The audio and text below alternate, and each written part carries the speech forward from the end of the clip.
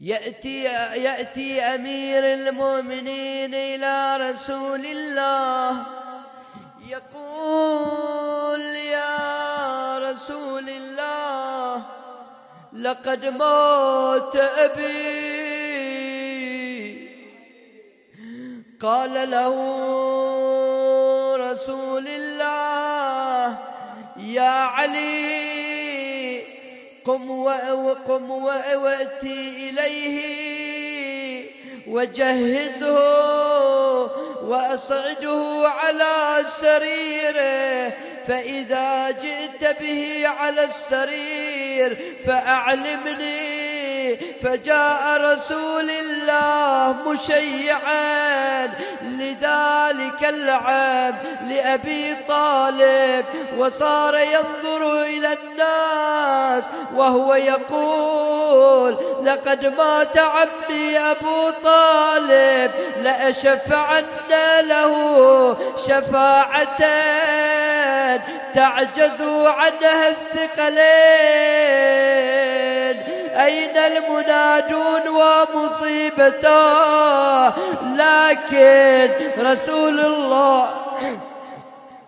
لكن رسول الله ما تحمل يشوف وجه أبو طالب وهو ميت.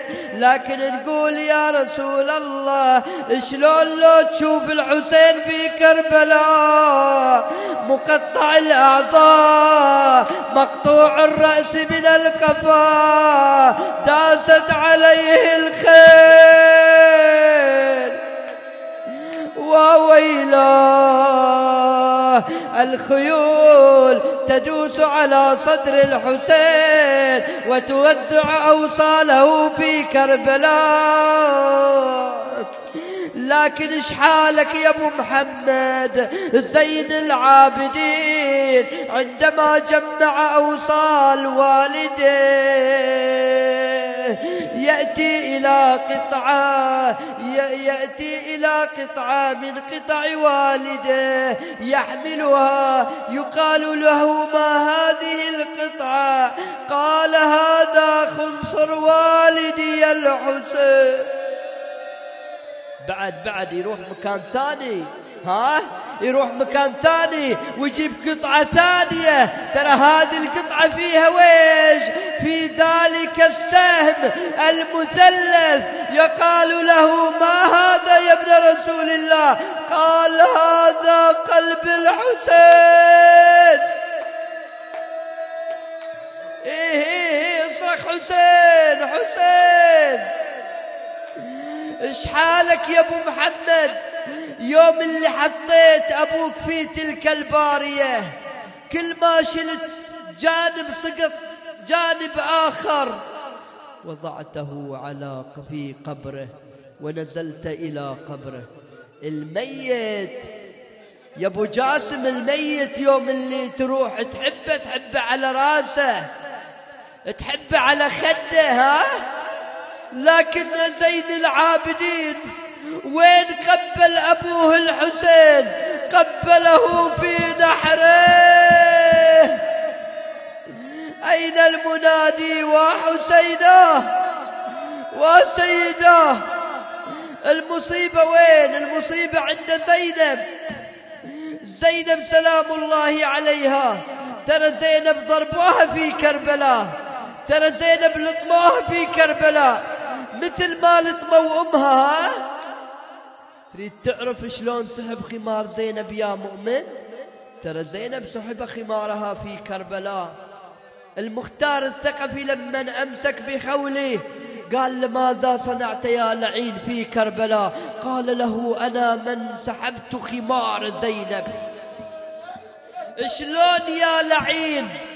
قال: أنا أسحبه إلي وهي تسحبه إليها، أنا أجره إلي وهي تجره إليها، فأخرجت صوتا من جرابي وصرت أضرب زينب على وجهها وعلى يديها وأضربها إلى أن تركت الخمار.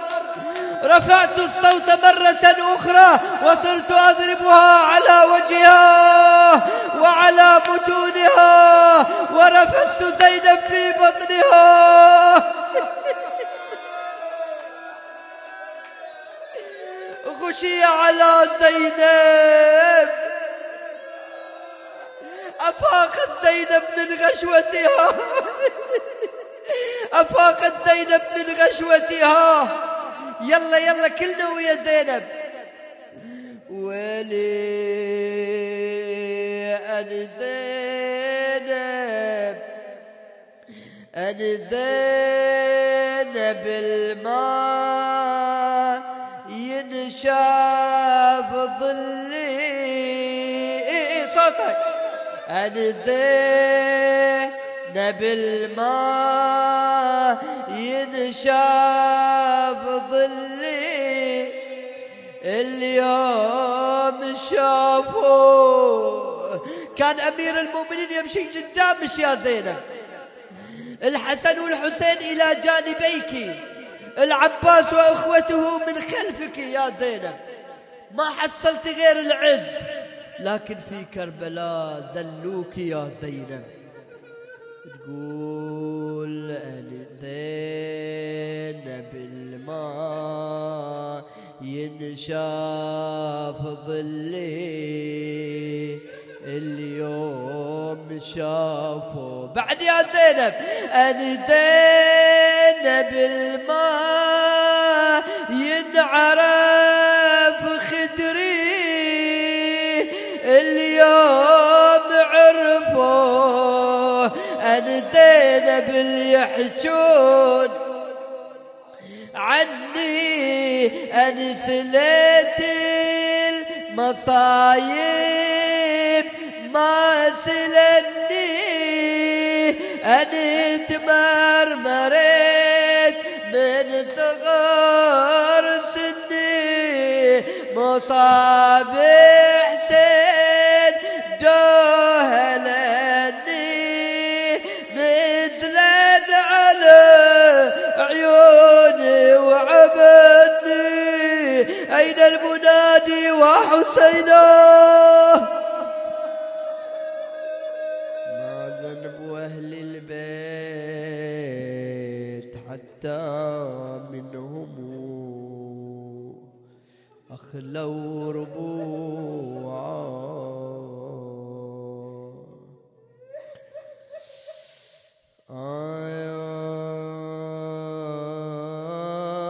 ولزينب